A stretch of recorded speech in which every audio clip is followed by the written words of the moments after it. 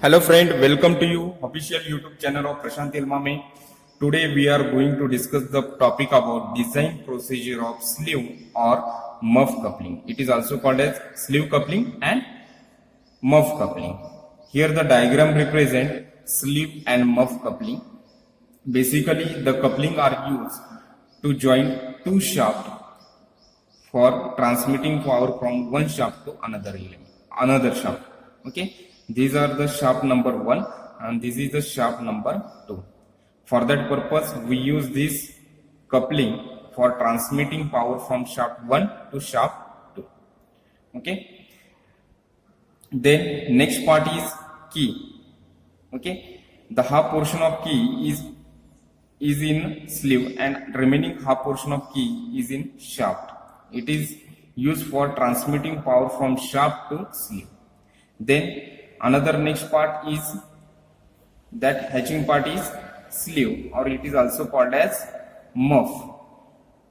Then its dimension is capital D and it is calculated by 2D plus 13. Okay, small d is nothing but diameter of shaft and 13 is empirical relations.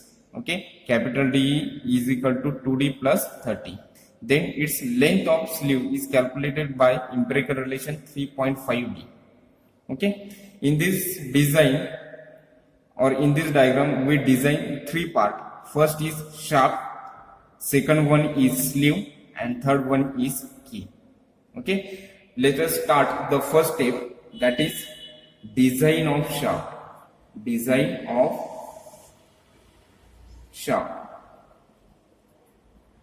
In last lecture series we already discussed the design of solid and hollow shaft. Okay, then we know that the torque transmission capacity of solid shaft is T is equal to pi by 16 tau dq. Okay, where T represent torque transmitted by shaft. Okay, tau represent shear stress induced in that shaft and D is nothing but diameter of shaft. From that equation we calculate diameter of shaft. Okay, then second part is sleeve. Okay, design of sleeve. Okay, sleeve inside portion, the sleeve look like that hollow part. Okay, this is the diameter of shaft small d and this is the diameter of sleeve means capital D. Okay, now it look like hollow shaft, then torque transmission of hollow shaft or sleeve is equal to pi by 60 tau capital D cube in bracket 1 minus k raised to 4. Okay, where T is a torque transmission capacity, tau is a shear stress induced in a sleeve, capital D is the diameter of sleeve. Okay, 1 minus k raised to 4. K is nothing but diametric ratio. K is equal to diameter of shaft to diameter of sleeve, means small d upon capital D. From that equation we check out the value of shear stress. If it is within given data or limit, then our design is safe. If it is out of the limit, then design is unsafe. Hence we modify the dimension of sleeve, that is D. Okay, the next part is third part is key. Design of key.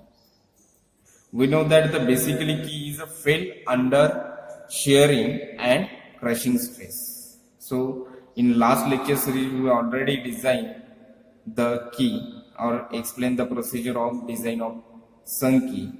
Here the dimension of key is assumed as small w is width of key is nothing but d by 4, its empirical relation, and then small L is equal to capital L divided by 2, where small l represent length of key and capital L is represent length of sleeve. Okay, then thickness is equal to d by 6. Okay, we assume that these are the rectangular sum key.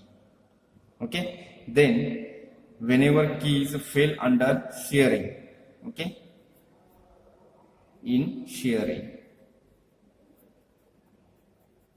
then its torque transmission capacity is equal to L into W into tau into D by 2. Okay, where T represent torque transmission capacity. Okay, L is nothing but length of key, small w represent width of key, tau represent shear stress induced in a key, small d represent diameter of shaft. In that equation, we calculate the value of tau, means shear stress, or check out the value of shear stress. If it is within limit, then our design is safe. It is out of the limit, then design is unsafe. Then we need to modify the dimension like length of key or width of the key.